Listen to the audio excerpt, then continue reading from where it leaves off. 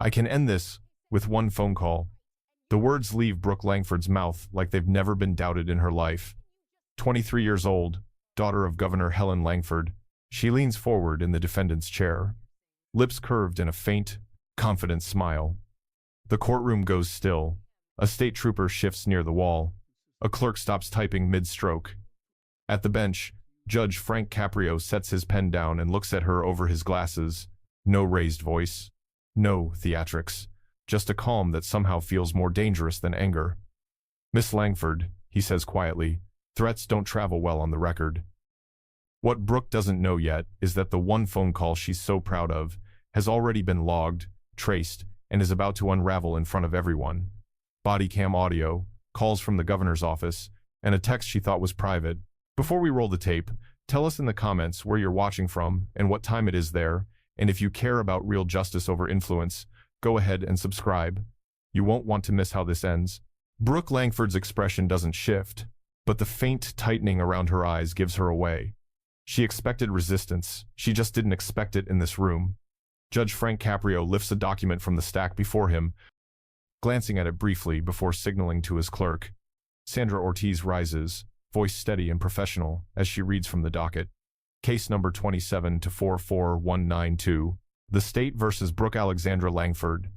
Charges include excessive speeding in an active construction zone, failure to obey a lawful order, obstruction of a designated work area, and attempted influence on a law enforcement officer using a public official's position. Each charge lands with a quiet thud, and something flickers just briefly behind Brooke's practiced confidence. Caleb Monroe, her attorney, rises smoothly, as though this is all routine. "Your Honor, my client is prepared to pay all applicable fines today." She acknowledges the inconvenience caused and Judge Caprio cuts him off without looking up. "This courtroom is not a drive-through window. Sit down, counselor." The gallery murmurs. Caleb sits. Caprio turns to Brooke. "Did you read the citation you received at the scene?" "I glanced at it," she says, shrugging with the same casualness people use when talking about forgetting a parking meter. "That is not the same as reading it," Caprio replies, flipping the next page. "According to the officer, you were clocked at 61 miles per hour in a 35-mile-per-hour work zone." Brooke waves her hand lightly. "There was no one actually working, just cones everywhere." People exaggerate these things. Across the room, Trooper Dana Ruiz, the officer who pulled her over, straightens slightly, jaw tightening. She hasn't spoken yet, but her silence carries its own weight. The judge taps his pen once. "Miss Ortiz, proceed." Sandra continues reading. "Body cam footage was recorded, construction zone logs were filed, and there is a prior administrative incident involving campus safety from last year. The shift in Brooke's posture is immediate, sharp, defensive. That was nothing," she says quickly. "It was raining. I parked in the emergency lane to drop someone off. Campus security overreacted." Judge Caprio doesn't blink. "The report states you refused to move for 27 minutes and told the officer, 'You can call whoever you want.' An ambulance was delayed getting to the University Health Center." Brooke looks away. For the first time, her jaw tightens, not out of arrogance but discomfort. "This is not punishment for that incident," Caprio says, "but it is context. Patterns matter." Narrator, speaking to the audience with quiet intensity. "You've probably seen 100 stories like this. Someone young, wealthy, connected, convinced the world will bend for them. But watch closely. In this room, power meets something it can't always outrun: accountability." Caprio folds his hands. "Now, Miss Langford, I need to understand exactly what happened Friday morning. Walk me through it." Brooke exhales sharply, as if being forced to explain herself is the real inconvenience. "I was on my way to work. Traffic was crawling. I saw an open lane next to the cones, so I used it. A guy in a vest waved at me. He wasn't clear, so I slowed down. Then suddenly a trooper comes up making a huge deal out of nothing." "Nothing?" Caprio echoes. "A flagger stepping back to avoid being struck by your vehicle is not nothing." Caleb rises again, cautious this time. "Your Honor, the flagger's perception could have been mistaken. The incident log indicates evasive action," Caprio says, turning his gaze toward him. "Sit down." The attorney sinks back into his chair. Now Caprio nods to the side of the room. Trooper Ruiz, read your report. Dana Ruiz steps forward, uniform crisp, voice clear. At Udexen, 48 a.m. I was assigned to traffic control on the I-94 westbound ramp construction zone. Cones, signage, and reduced speed postings were present. At approximately 9:49, a silver sedan entered the restricted work lane at high speed. A flagger signaled for the vehicle to stop. The driver, later identified as Miss Langford, did not stop until approximately 50 feet past the signal point. She continues without inflection, but there's something heavy beneath each word. When informed of the violations, Miss Langford stated, "My mother is the governor. Do you want me to make a call?" When I continued writing the citation, she repeated, "I can end this with one phone call." I interpreted both statements as attempts to intimidate or influence. For a moment, the courtroom is silent. Brooke crosses her arms. It was sarcasm. Obviously, I didn't mean it literally. Ruiz doesn't move. It did not sound sarcastic, Your Honor. Judge Caprio nods toward Officer Russo, operating the playback system. Body cam audio. A click, a hiss of static. Then Brooke's voice cuts through, sharp and unmistakably clear. "I can end this with one phone call?" "You know who my mother is, right?" The silence afterward feels like it physically presses against the walls. Narrator, quietly. If arrogance had a sound, it would be that tone, the kind that expects doors to open, not because they should, but because they always have. Caprio waits, allowing the silence to stretch until even the air seems embarrassed. "Miss Langford," he says finally, "were you being sarcastic when you invoked your mother's position?" Brooke hesitates too long. I was frustrated. That isn't what I asked." Her jaw locks. "No, I wasn't sarcastic." Caleb rubs his forehead, but Caprio isn't done. "Miss Ortiz," he says to his clerk.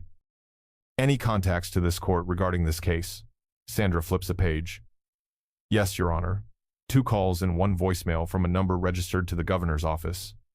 Times 10:12 a.m., 10:21 a.m., and a voicemail at 10:34. Brooke's eyebrows shoot up. "I didn't ask anyone to call. Perhaps not." Caprio replies, "But someone believed it would matter." Narrator, and here's the part entitlement often forgets. Someone is always watching the trail it leaves behind. Sandra reads the voicemail. "This is the office of the governor regarding a traffic citation involving case 27-44192. We'd like to discuss options to resolve this quietly." Caleb leaps up. "Your Honor, my client cannot be held responsible for independent actions taken by her mother's staff. No one is accusing her of directing the calls." Caprio replies, "We are simply documenting the facts. But there is more." Officer Russo hands the judge another document. Caprio holds up a printed screenshot. "Submitted by the state," he explains. "A text message sent by you at 10:28 a.m. to an unnamed contact. Got pulled over, lol. Mom's team will fix it. Don't panic." Color drains from Brooke's face. "That was private," she whispers. "That was discoverable." Caprio replies, narrator leaning closer to the audience, voice low. "The internet forgets nothing. Court records forget even less." The judge leans back. The stop occurred at 9:49 a.m. The first call from the governor's office at 10:12. Your text at 10:28. That is not coincidence. That is expectation. Brooke swallows hard. For the first time since the hearing began, she looks genuinely unsure of herself. And the real confrontation, the one that could unravel everything she thinks she knows about power, is only just beginning. The murmur in the courtroom hasn't fully faded when Judge Caprio raises one hand just slightly and the room falls silent again. Not because he demands it, but because everyone feels that something heavier is coming. Something that's about to widen the crack already forming beneath Brooke Langford's composure. "Before we continue," Caprio says, "I want the full record." He turns toward Trooper Dana Ruiz. "Trooper, please read your complete narrative into evidence." Ruiz steps forward, squaring her shoulders. The fluorescent lights catch the reflective strips on her uniform, making her look like she's still standing in that construction zone, still tasting the cold air, still hearing the crunch of gravel under boots. At 9:48 a.m., I was stationed on the I-94 westbound exit ramp construction detail. She begins. Cones had been placed to redirect traffic. Signage indicated a reduced speed limit of 35 miles per hour. At 9:49, I observed a silver sedan merge abruptly into the restricted work lane. She pauses. Not dramatically, just to breathe. The vehicle was traveling at a speed I immediately recognized as unsafe. My radar later confirmed 61 miles per hour. A DOT flagger, Joe Miller, signaled for the vehicle to stop. The vehicle did not stop. It decelerated only after passing him by approximately 50 feet. Brooke shifts in her seat. That doesn't mean I wasn't going to stop. Ruiz continues unfazed. When I approached the driver, Miss Langford stated, "My mother is the governor. Do you know who she is?" When I informed her that her speed and actions would result in multiple citations, she said, "I can end this with one phone call." Her tone was direct, confrontational, and not consistent with sarcasm. The last sentence hangs in the air like a verdict. Narrator, speaking directly to the viewer. There's something about hearing a calm officer describe fear that always shakes the room. Because flaggers don't wear protective gear. They don't get steel barriers. They stand with nothing but a vest between them and a 2-ton vehicle. Caprio leans back, folding his hands quietly. "Officer Russo," he says, "cue the work zone incident log." Russo hands him the printed page. Caprio reads aloud. Flagger reports forced to step backward to avoid vehicle entering lane at high speed. Described as evasive action. Brooke scoffs softly. He exaggerated. He wasn't even that close. Caprio looks over his glasses. Miss Langford, a worker stepping back to stay alive, is not an exaggeration. It is survival. Brooke's mouth snaps shut. The judge then nods to the clerk. "Miss Ortiz, please read the communications log from the governor's office." Sandra clears her throat. Record indicates 2 incoming phone calls and 1 voicemail within 1 hour of the stop. All from a number registered to the office of Governor Helen Langford. The courtroom hums with tension. Brooke stiffens, as if holding herself against a wave. But Caprio isn't finished. He picks up his next document, an email printout. "This correspondence," he says, "was submitted by the Department of Transportation. It is a message from a mid-level administrator noting an inquiry made by someone identifying themselves as a representative of the governor's office." He reads the line slowly. "Please provide status update on citation issued on I-94 ramp this morning involving the governor's family. Is there a pathway for expedited closure?" The audience stirs. Brooke's voice rises with a defensive edge. "I didn't tell anyone to do that. I didn't ask for anything. People always assume." "But you expected it," Caprio says softly. She stops. The words hit her with the precision of a surgeon's scalpel. Narrator. This is the moment entitlement tries to reach for its last shield. Denial. But denial doesn't work well when the timeline is written in ink. The judge lifts the printed text message again. "You told someone. Mom's team will fix it." Your belief shapes someone's behavior. Influence often acts without instruction. That is why it is dangerous. Brooke presses her lips together, eyes darting downward, not in guilt, but in frustration that she can't slip through the cracks she's used her whole life. Caleb Monroe, her attorney, senses her unraveling. He stands carefully. Palms open. "Your Honor, these communications, while concerning, do not constitute misconduct by my client. She cannot control the independent decisions of her mother's staff. I request that the court strike these items from the record." "Request denied," Caprio says calmly. "This court does not strike relevant context. Influence attempts surrounding active cases are always documented, regardless of who initiates them." Then he adds, voice firm but not cruel, "And Mr. Monroe, sit down." Caleb sits. The tension is palpable now, like the whole room is collectively holding its breath. Caprio turns to the audience in the gallery, addressing them indirectly but unmistakably. "Let the record show that the integrity of these proceedings remains intact, despite outside interest." Narrator, nearly whispering to the viewers. He doesn't raise his voice. He doesn't slam the gavel. He simply stands between power and process like a line in the sand and dares it to cross. Then the judge lifts his hand again toward the clerk. "Miss Ortiz, please connect us to the witness." A speaker crackles to life, and a man's voice enters the room steady, deliberate, and unmistakably weary. "This is Liam O'Connor, field supervisor. I'm on the line." "Mr.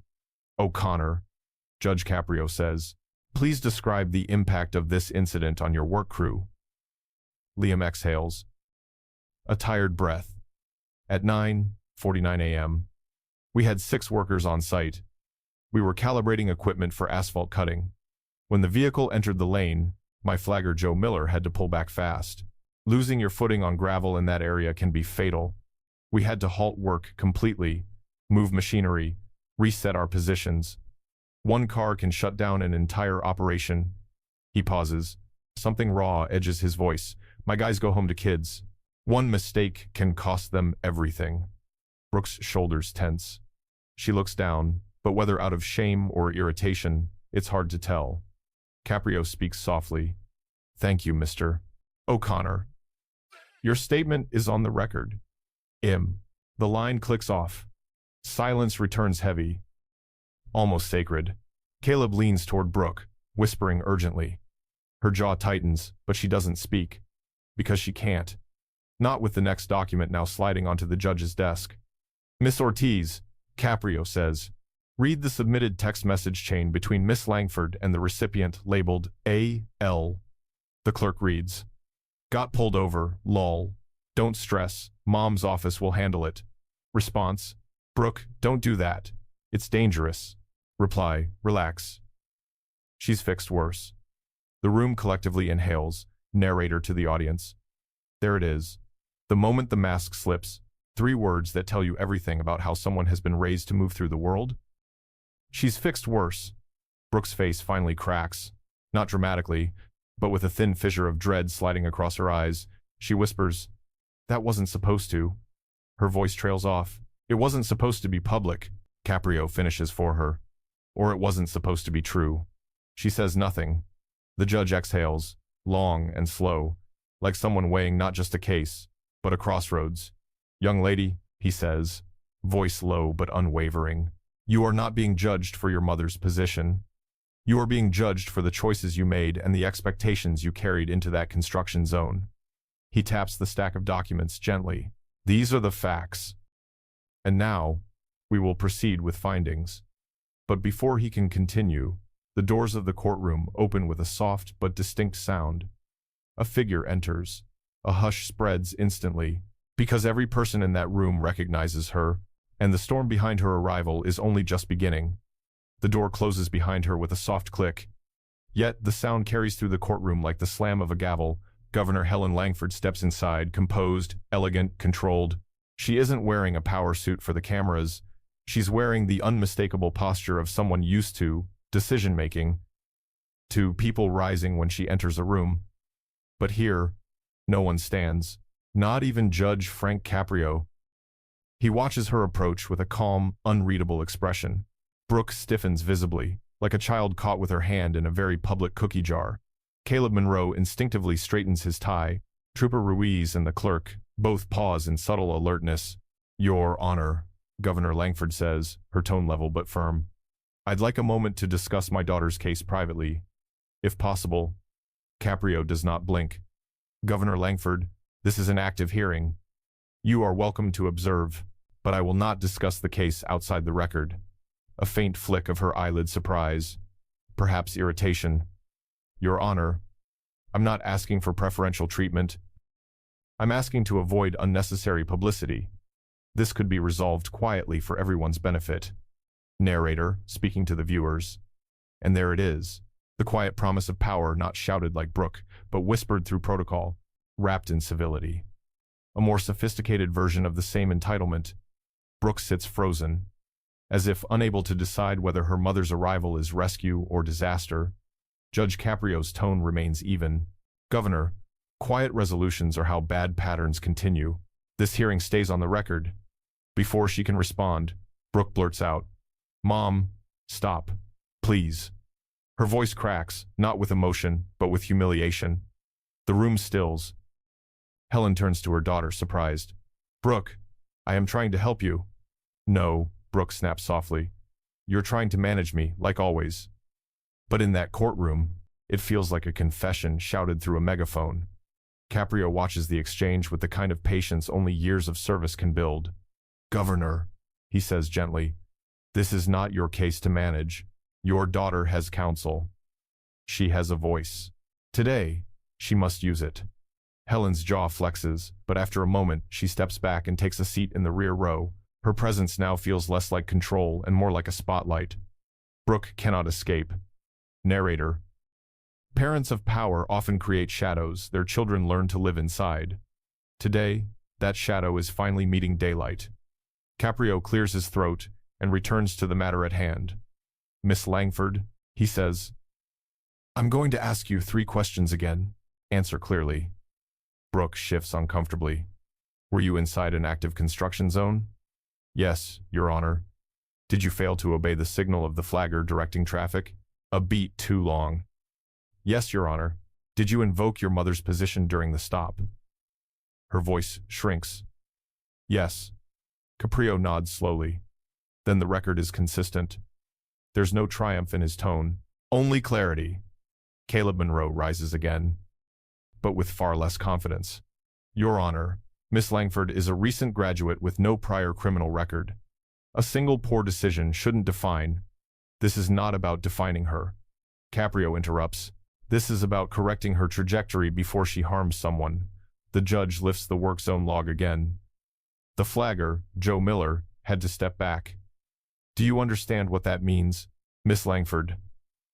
One wrong step, and he could have been crushed between your car and a parked excavator. Brooke swallows. I didn't see him. Exactly, Caprio says quietly. That is the danger. He signals to Officer Russo. Play the additional body cam sequence. A new audio clip begins. Radio chatter, machinery whirring, gravel crunching, then a faint voice, Joe Miller's, strained, breathless, saying, She almost clipped me. Brooke flinches as though struck. Narrator. It's one thing to hear the law, another to hear the fear of the person who almost became your victim. Caprio slides another document forward. This statement was provided by Mr. Miller this morning. The judge reads aloud. My daughter asked me last week why I always tell her goodbye twice when I leave for work. I told her, because work zones aren't safe. I didn't know I'd be proving it that same week. The words linger. Brooke's eyes glisten, not quite tears. But something's shifting behind the armor she's worn since walking in. Caprio leans forward. Miss Langford, this is not about politics. It is about people.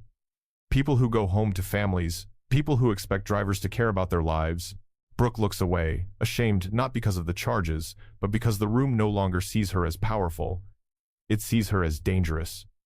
Caleb, sensing the shift, tries again. Your Honor, if we may request a recess. No, Caprio says firmly. We will proceed. Accountability doesn't recess. He turns to the clerk. Miss Ortiz, prepare the full findings. But before Sandra can move, Caprio lifts a hand. Actually, before we issue anything, I want Miss Langford to hear from one more person. The courtroom buzzes. He signals to Officer Russo, who taps into the court's teleconference line. A soft beep. Then, a female voice answers, calm, steady, professional. Melissa Crane, trauma surgeon at Providence General. Caprio addresses her. Doctor, thank you for joining us. Could you briefly explain to the court the typical injuries sustained by construction workers struck by vehicles in work zones? There's a long silence before she speaks because she knows the weight of what she's about to say.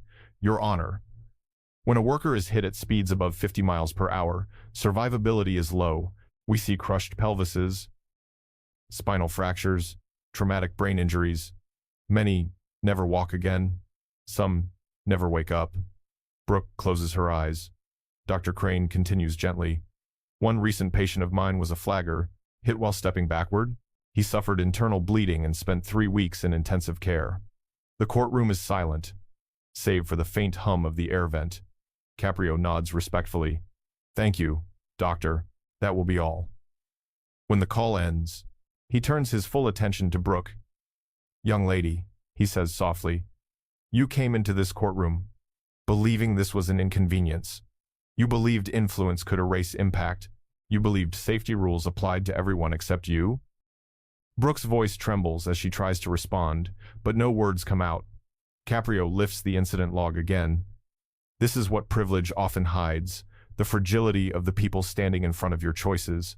Narrator to the audience, there's a reason this moment feels cinematic. It's the collision of two worlds, one built on power, the other on consequence. Brooke finally speaks, whispering, "I didn't mean to hurt anyone." Caprio nods. "I believe you, but intent does not erase risk. Responsibility does." He leans back, folding his hands. "And now, Miss Langford, we move from understanding to consequences." The entire courtroom holds its breath. Even Governor Langford shifts in her seat, bracing herself. Because what comes next won't be a fine. It won't be a warning. It will be something Brooke has never faced before, a lesson she cannot buy her way out of. Judge Frank Caprio lowers the papers in his hand, and for a long, suspended moment, the only sound in the courtroom is Brooke Langford's unsteady breathing. She finally looks small, no longer the governor's daughter, no longer the girl who believed consequences were optional, just a young woman caught between who she was raised to be and who she might still become. Caprio adjusts his glasses. "Miss Langford," he begins, "before I announce my findings, I want you to understand something clearly. Justice is not punishment, it is instruction." Brooke's eyes lift, surprised not at the words, but at the tone. It isn't cruel, it isn't triumphant. It's disappointed, and somehow that hurts more. He continues, "If I believed you were malicious, I would treat this differently. But entitlement is not malice, it is blindness. And that, young lady, can be corrected." Narrator speaks to the viewers, voice low and steady. "When a judge decides to teach instead of crush, that path is longer, harder, and in the end, far more difficult for someone accustomed to shortcuts." Caleb Monroe slowly stands, half expecting one last chance to soften the blow. But Caprio raises a hand, gently silencing him. The court finds that the evidence supports all four charges: speeding in an active work zone, failure to obey a lawful order, obstruction of a restricted equipment zone, attempted influence using a public official's position. Brooke winces at each phrase. Her mother closes her eyes in the back row, breathing through her nose. Caprio continues, "The base fines for these violations total $1,080. Brooke's head jerks up. She whispers, "Oh my God!" But Caprio lifts a finger. "I'm not finished." The room stills again. For most defendants, a fine would suffice, but a fine teaches you nothing, except that you can afford mistakes. "I am not interested in that kind of lesson," narrator, leaning toward the audience. He's about to do what Judge Caprio is known for, not leniency, not severity, but something far more uncomfortable: accountability with purpose. The judge sifts through a thick packet of papers, his own notes, handwritten modifications, references. He speaks with calm certainty. "I am imposing a structured restorative accountability plan. Failure to complete any part will reinstate the full fine and add additional sanctions. Completion will remit $500 of the total." Brooke's breath catches. She looks to her mother for help, but Helen Langford stays still, hands clasped, face unreadable. "First," Caprio says, "you will write personal apologies to two individuals, Mr. Liam O'Connor, the DOT supervisor, and flagger Joe Miller. These will not be public relations statements. They will be personal, precise, and sincere. If either agrees to meet with you, you will deliver them in person." Brooke's voice shakes. I don't know what to say to them." "Then you will learn," Caprio replies softly. "Second, you will complete 60 hours of community service with the Rhode Island Work Zone and School Crossing Outreach Program." Caleb stiffens. "Your Honor, 60 hours. Sit down, counselor." Caleb sits. Caprio continues, unbothered.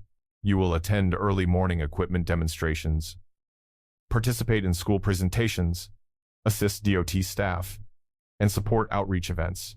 You will learn why work zones exist, not as obstacles, but as lifelines." Brooke rubs her palms together under the table. She's never done manual work a day in her life. "Third, you will participate in 3 young driver safety assemblies at local high schools. You will speak directly to students about distraction, responsibility, and privilege." Brooke pales. "You want me to talk to kids about this?" Caprio nods.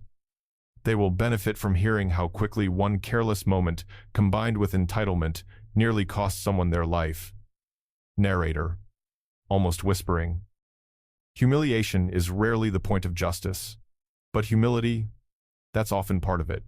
Fourth, Caprio says, lifting another page, you will record a 60-second public safety announcement titled, Work Zones are Lives, Not Lanes. The script will be reviewed by this court. No mention of your family, no branding, no heroics, just truth. Brooke sinks lower in her seat.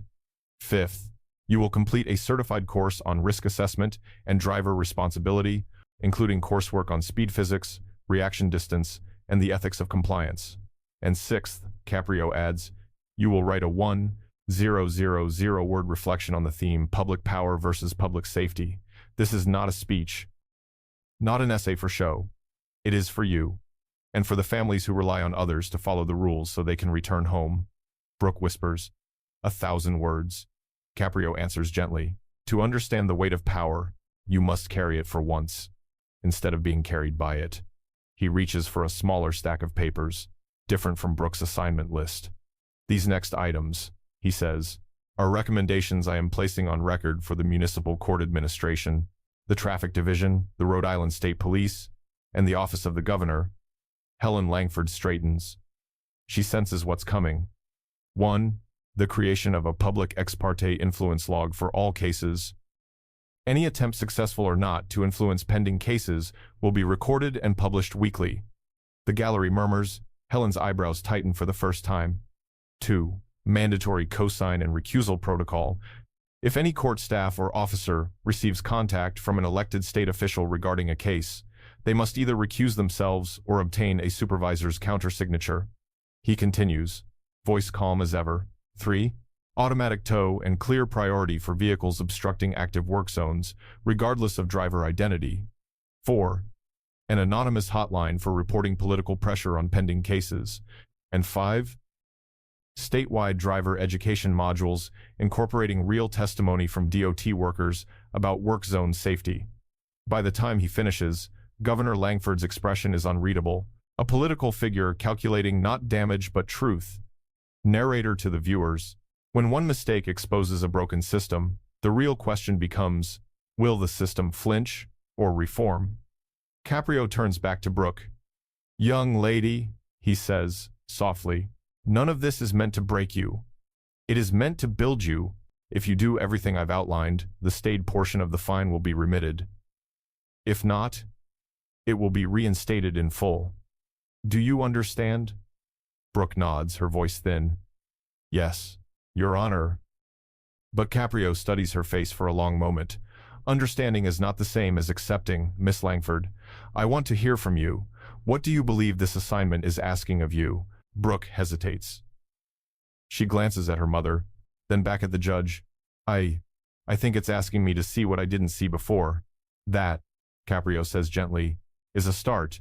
Helen Langford suddenly rises, voice tight. Your Honor, with respect, this is excessive for a traffic violation. Caprio raises a single finger. Governor Langford, your daughter is an adult. She can speak for herself. Helen hesitates, then slowly sits. For the first time, she looks afraid, not of scandal, not of policy, but of what her daughter will say next. Brooke inhales shakily.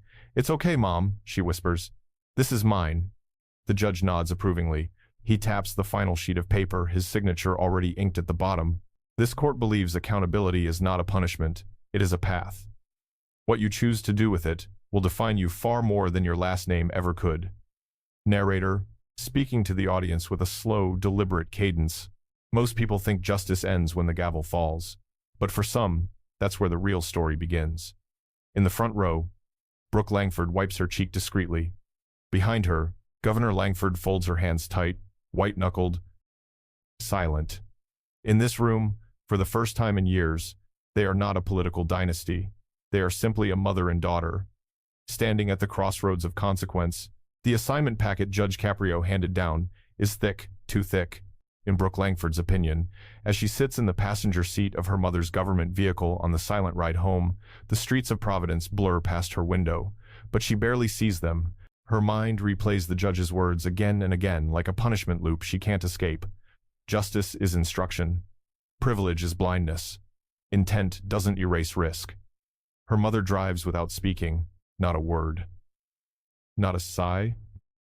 Not even the brittle attempts at comfort she offered when Brooke scraped her car in high school. This silence is different, heavy, brittle, afraid. When they pull into the governor's residence, Helen finally speaks. "I will arrange the outreach schedule with my office," she says. Brooke shuts the door harder than necessary. "No, I'll do it." Helen turns sharply. "Brooke, this is serious. You need guidance." "I said I'll do it myself." The words snap in the air, and something shifts between them. Something long overdue. Narrator, turning to the audience. Some lessons don't begin in court. They begin at home. When the safety net finally tears, and a person has to walk without the rope they've always trusted. The next morning, at 5:45 a.m., Brooke stands in the DOT field yard wearing a reflective vest, 3 sizes too big. The fluorescent lights buzz overhead. Diesel fumes hang thick in the air. Workers move around her with purpose, checking equipment, lifting cones, rolling cables. She watches them like a foreign species. A man approaches, clipboard in hand. "You, Langford?" he asks. Brooke nods. "I'm Ruiz." He says, "No relation to Trooper Ruiz. I oversee volunteers for outreach. Grab a pair of gloves. We're setting up the demo at Grant Middle School." Brooke hesitates. "Gloves? For what?" Ruiz stares at her, unimpressed. "For work." She flushes and grabs a pair. As the hours unfold, Brooke joins the team in loading orange cones into the back of a truck, securing signage, checking safety harnesses. The work is repetitive, physical, and to her surprise, far harder than it looks. She fumbles with straps, drops cones, nearly gets her fingers caught in a latching mechanism. Each mistake earns a curt correction from someone who doesn't care about her last name. At one point, Ruiz calls out, "Cones aren't just plastic. They're warnings. People ignore warnings. They die. Keep that in mind." Brooke nods silently, shame creeping under her skin. At Grant Middle School, students gather in the gym for a work zone safety demonstration. Brooke helps set up the presentation, laying out safety vests, setting cones in patterns, helping position the makeshift lane barriers. Her muscles ache already.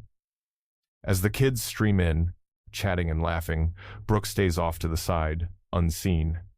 Then one 8th grader walks up to her. "Are you the girl who almost ran someone over?" he asks bluntly. Brooke freezes. The boy shrugs. "My brother showed me the video. You said your mom could fix everything."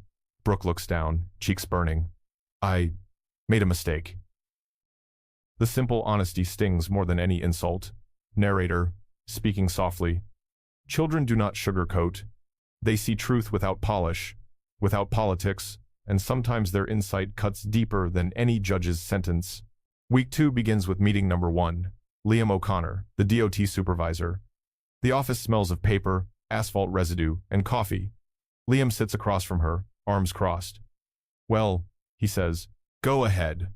Brooke grips her apology letter. Suddenly painfully aware of how rehearsed it sounds, she begins reading, but Liam raises a hand. "No PR," he warns. "Tell me what you learned, not what's convenient." She swallows. "I didn't understand how dangerous work zones were, or how close I came to hurting someone. I've lived in a bubble, I see that now." Liam nods slowly. Joe Miller has 2 kids. He calls them every morning before he starts a shift. That day, he didn't tell them he almost got hit. He didn't want to scare them. Brooke's throat tightens. "I'm sorry. For his sake." Liam replies, "I hope you mean that." When she leaves, her eyes burn. Meeting number 2 is even harder, because this one is with Joe Miller himself. Joe meets her at a DOT storage shed, leaning against a stack of cones. He's younger than she expected, maybe mid-30s, with tired eyes and a protective posture that speaks of long days and too many close calls. They face each other in awkward silence. Brooke begins. "Mr. Miller, I didn't come here to defend myself. I just want to say, I understand now what I didn't then." Joe waits. "You weren't just a guy in a vest. You're someone's husband, someone who deserves to go home every day." Joe's jaw clenches. He looks away, then back at her. "You know what I remember most," he says.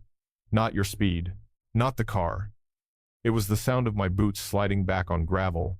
For a half second, I thought I was dead." Brooke covers her mouth, tears spilling. But I stepped back, Joe continues, because years of training kept me alive. Not because you slowed down. Not because you saw me. He softens only slightly. I appreciate the apology. Just don't forget this. Ever. Brooke nods fiercely. I won't. Narrator. Pain doesn't always come from punishment. Sometimes it comes from facing the human face behind a statistic. Weeks 3 through 5 blur into a routine. Brooke never imagined for herself. Waking before sunrise, hauling material, sweeping debris from demonstration zones, talking to students about safety, answering questions she wishes no one ever had to ask. At one assembly, a student raises her hand. Did you really think being important meant you don't have to follow rules? Brooke takes a breath. The gym quiets. Yes, she says. I did, and I was wrong. Gasps ripple, but some nod, because honesty, even uncomfortable honesty, resonates. One Friday morning, while assisting at a work zone simulation on an empty service road, Brooke experiences something that changes her forever. She's standing beside a DOT worker named Samuel, helping him demonstrate lane closures, when a car turns unexpectedly into their area faster than it should. Car, get back, Samuel shouts, grabbing her arm and yanking her backward. The vehicle brakes hard, screeching. The driver waves in apology, flustered. Brooke's heart pounds violently. The shock hits her like physical force. If Samuel hadn't pulled her, if she'd taken one step forward, if the driver had been distracted, she would have been the one stepping backward on gravel. Samuel's hands tremble as he sets her upright. You okay? Brooke nods, but tears fill her eyes. I'm so sorry. I'm sorry for everything. I get it now. I really get it. Samuel pats her shoulder. Good. Now help us make sure other drivers get it too, narrator, turning to the camera. There are moments that don't merely teach, they transform. And sometimes, understanding comes from standing in the very danger you once created. Later that day, Brooke records her first draft of the PSA. It's polished, too polished. She mentions her commitment to safety and understanding the importance of public workers. Judge Caprio sends it back. Try again. He writes, less theater, more truth. The second draft begins differently. My name is Brooke. I nearly cost a man his life. And I want you to hear what I didn't understand until it was almost too late. This time, the judge approves it. By week 6, Brooke has changed. Not magically, not completely, but enough that people see something different in her eyes. Less certainty, more awareness. A kind of humility that's new and uncomfortable but real. One afternoon, Liam O'Connor hands her the final service log. 58 hours done, he says. Finish the last 2 by Friday. After that, you'll have earned something most people never do. What's that? Brooke asks. A second chance. Someone can actually respect. Narrator speaks quietly, with warmth. Transformation isn't loud. It doesn't announce itself with applause. It happens in small ways.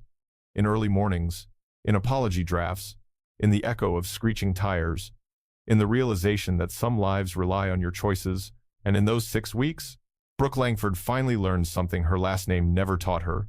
Responsibility. True responsibility. Brooke Langford doesn't realize how much she has changed until the day she walks back into the governor's residence and finds the place unfamiliar, not because the furniture has moved, not because the lighting is different, but because she is different. The house feels bigger. Well, colder, quieter. For the first time, it dawns on her. This is a place built for power, not for reflection. Her mother is waiting in the kitchen, sitting at the broad marble island, papers spread out in front of her. She looks polished, as always, controlled, as always. But there's a tension in her shoulders that hasn't left since the hearing. You're late, Governor Langford says without looking up. Brooke drops her backpack onto a chair.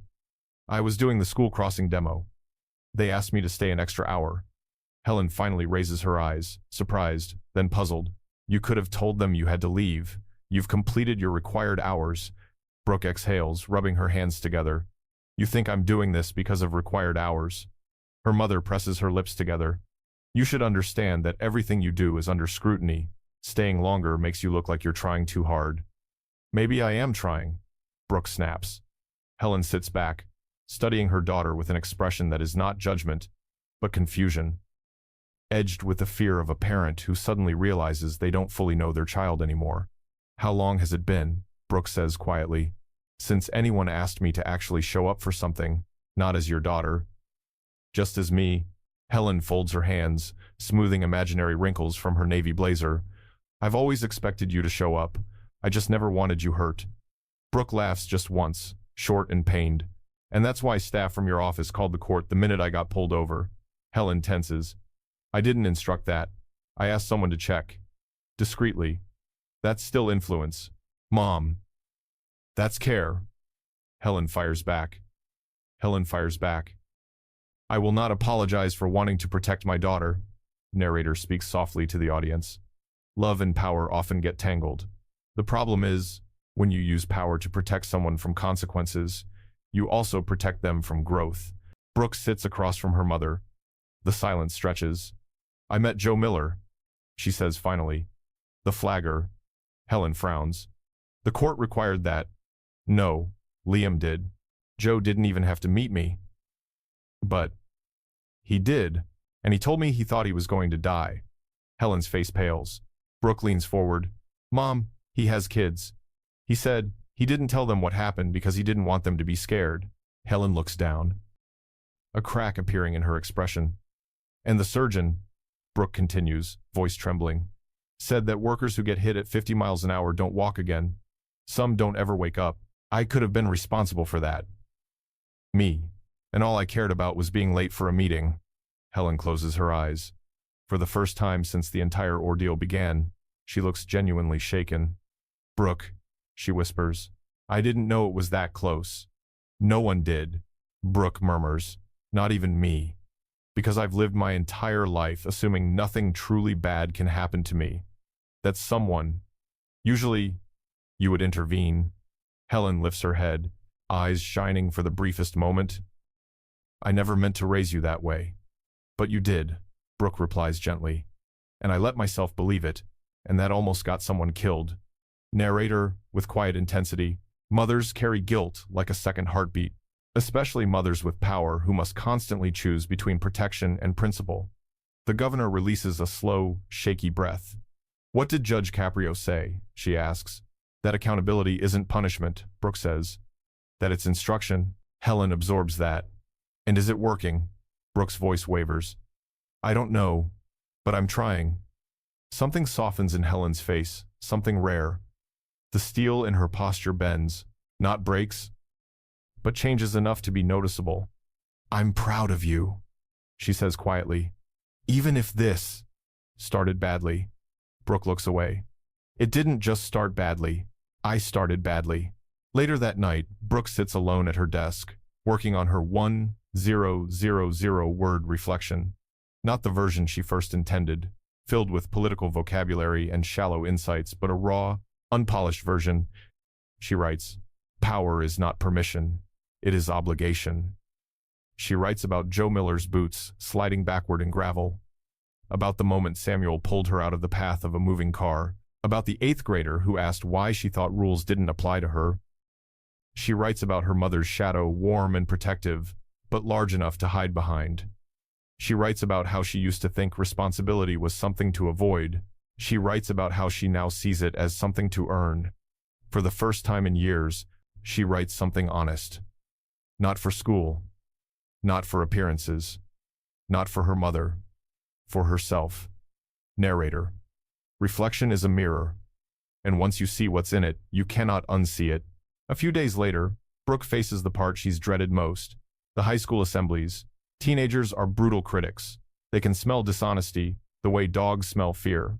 At Lincoln High, she stands behind a podium in a gym full of restless students. Teachers try to quiet them, but the buzz doesn't stop. Brooke grips the microphone. I'm not a role model, she begins. The room actually quiets. I'm not here because I did the right thing. I'm here because I almost destroyed a family without even realizing it. A teacher stops walking. A student in the back whispers, Whoa, Brooke continues. I thought being connected meant being untouchable. I thought I could fix anything with a phone call. But privilege doesn't protect workers in construction zones. It doesn't protect kids in crosswalks. And it wouldn't have protected the flagger I almost hit. Silence spreads across the gym, unexpected, heavy. I'm here so you don't make the same mistake I did, because one moment of arrogance isn't just a moment, it's a risk someone else pays for. The applause is not loud, but it is real. And for once, real is enough. Weeks pass, Brooke finishes her hours. Her PSA airs in local driver's ed classes. Her reflection essay is submitted. Her apology letters are accepted. Her mother stops hovering slowly, reluctantly, but noticeably. Brooke begins volunteering beyond the requirement. Not often, not dramatically.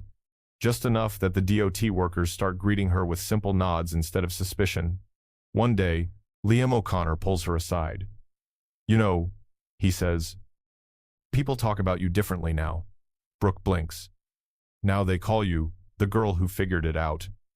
Brooke swallows hard. "I'm trying," she whispers. "That's all anyone ever wanted." Liam says, narrator to the audience. Redemption isn't loud. It doesn't need cameras or speeches. It grows quietly in habits, in humility, in the slow rebuilding of trust. Meanwhile, somewhere else in the state, an ethics review committee quietly opens just a review, nothing severe, nothing scandalous, but enough to finally set boundaries between public office and personal favor. It doesn't make headlines, but it makes a difference. Because for the first time, the governor herself steps back not out of shame, but out of understanding. She sends a memo to her staff. No inquiries into pending cases unless formally authorized. No informal calls. No assumed permissions. Our office leads by example, not influence. It ripples through the halls of government like a quiet correction, a shift, not a scandal, and it started with one young woman nearly making a fatal mistake. Brooke finishes her last shift with DOT at sunset. She stands on the service road where Samuel pulled her back weeks earlier. The sky burns orange behind the cones, casting long shadows like reminders, stretching across the pavement. She turns to the workers. "Thank you," she says, not because she should, but because she means it. Samuel lifts a hand. "Drive safe out there." Her throat tightens. "I will. For the first time, I will." Sounds like a promise she intends to keep. Narrator speaks softly. Growth isn't the end of a story. It's the beginning of a new one. And sometimes the hardest roads, the ones lined with cones and warnings, are the ones that lead a person home. 6 weeks after that first explosive hearing, the courtroom feels different, not because the walls have changed, not because the air feels lighter, but because Brooke Langford walks into it as a different person. This time, she comes alone. No attorney, no mother, no entourage, no whispered strategy meeting in the hallway, just Brooke, hair tied back, wearing a simple dark coat, holding a modest folder filled with documents she now understands are not shields, but proof of work, proof of effort, proof of changed perspective. The gallery watches her quietly. Some recognize her, others don't, but everyone senses something unusual in her posture. Not entitlement, not fear, resolve. Narrator turns to the audience, voice low. It's one thing to stand before a judge when you think you can win. It's another to return when all you want is to be seen clearly. She approaches the defendant's table. Judge Frank Caprio enters moments later, takes his seat, and glances over the docket. He looks up. "Miss Langford, you're back earlier than expected." Brooke nods. "Yes, Your Honor. I've completed everything." Caprio raises an eyebrow, not skeptical, but cautious. "Let's see it." She hands the folder to the clerk, Sandra Ortiz. Sandra flips through it, passing each page up to the judge. Apology letters, service logs, PSA transcripts, course certificates, the required reflection essay. Caprio scans page after page without saying a word. The silence is tense, but not hostile. More like a teacher grading a final exam. After several minutes, he sets everything down.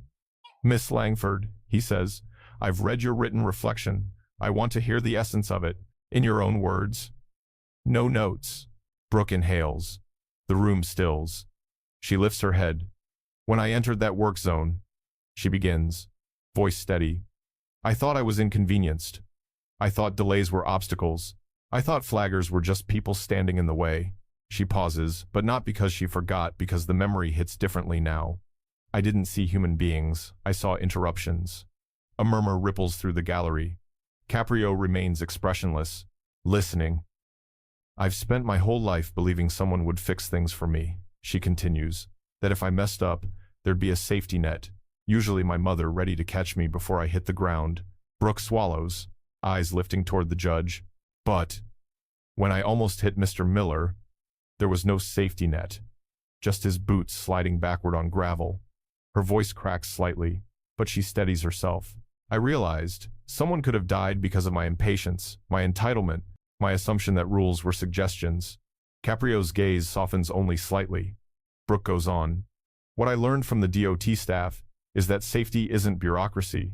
It's math. It's planning. It's the difference between a parent coming home or not. Every cone, every vest, every lowered speed limit, it all exists because someone didn't. Several people in the gallery shift uncomfortably. It's the kind of truth that leaves no room for argument. And what I learned about myself, Brooke continues, is that power isn't something you use to skip consequences. It's something you use to protect the people who don't have any. Then she adds softly, but firmly, I no longer want to be someone who asks, how do I get out of this? I want to be someone who asks, who could get hurt if I don't take this seriously? A long silence follows. Narrator, addressing the audience. Some statements sound rehearsed. Others sound lived. This one, it carries the weight of 6 weeks, of humility, sweat, early mornings, and the echo of screeching tires. Judge Caprio leans back, hands folded. What did you learn from Mr. O'Connor? He asks. Brooke's eyes lower with respect.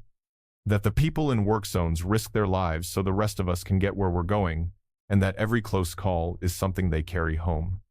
They remember it, even if we forget. And from Mr. Miller, Brooke's voice tightens. That survival isn't just instinct, it's seconds, inches, chance.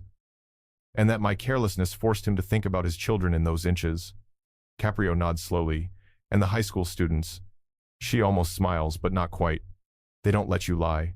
They ask the questions adults won't, and I had to answer them honestly. It made me realize the truth shouldn't depend on who's asking. Caprio sits quietly for a moment, long enough that the courtroom seems to hold its breath. Then he speaks. Young lady, he says softly, you stopped borrowing power and started earning character. Brooke exhales shakily. The judge pulls the final document from the folder, her service log, signed by Liam O'Connor, 58 hours completed. He reads aloud. Two additional unrequired hours volunteered. The gallery murmurs. Brooke murmurs. I wanted to stay. Caprio closes the folder. Miss Langford, in recognition of your completion of the restorative plan and for demonstrating genuine understanding rather than rote compliance, I am remitting the stayed portion of your fine. You will pay the remaining $580 in monthly installments over the next 6 months. Brooke nods. Yes, Your Honor. But understand this. Caprio continues. I did not reduce it to reward you. I reduced it because you earned the right to move forward, not unburdened, but unbroken. Narrator leans closer to the audience. This is the difference between mercy and indulgence. Mercy lifts, indulgence excuses. Caprio never chooses the latter. Caprio signs the final order with a deliberate stroke of his pen. You are free to go, Miss Langford, and I hope you continue the work you've begun, not for the court, not for your family, but for yourself. Brooke bows her head. Thank you. As she gathers her belongings, someone stands in the back row. Governor Helen Langford. She isn't wearing her usual armor of authority, no press-ready smile, no strategized posture, just a mother. Their eyes meet. Brooke nods hesitant, seeking nothing. Helen nods back proud, humbled, changed. Narrator. Voice soft. Justice didn't break this family. It clarified it. Brooke walks out of the courtroom to a quiet hallway bathed in afternoon light. The corridor feels longer than before. She doesn't rush. She doesn't check her phone. For the first time, she's not thinking about what comes next politically, socially, or publicly. She's thinking about Mr. Miller's children.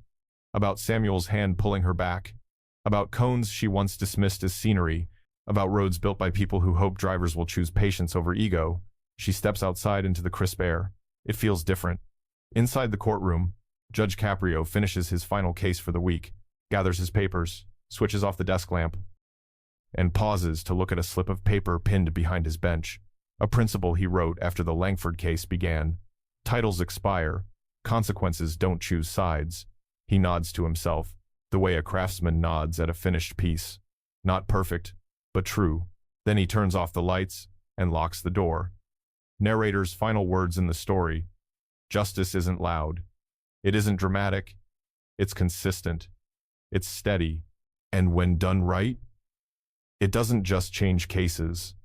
It changes people. In life, it's easy to fall into the belief that rules exist for other people. But the story of Brooke Langford reminds us that one moment of arrogance can ripple into someone else's tragedy. Work zones aren't traffic delays, they're workplaces. Every cone marks someone's father, mother, son, daughter, and every decision we make behind the wheel carries weight far greater than convenience. True responsibility begins when we stop asking, "How does this affect me?" and start asking, "Who could be hurt if I'm careless?" Let this story challenge us to slow down, pay attention, and respect the unseen efforts of those who keep our world running. If you were moved by this journey, comment where you're watching from and what lesson stood out to you. And if you believe justice should remain human, thoughtful, and fair, make sure to subscribe.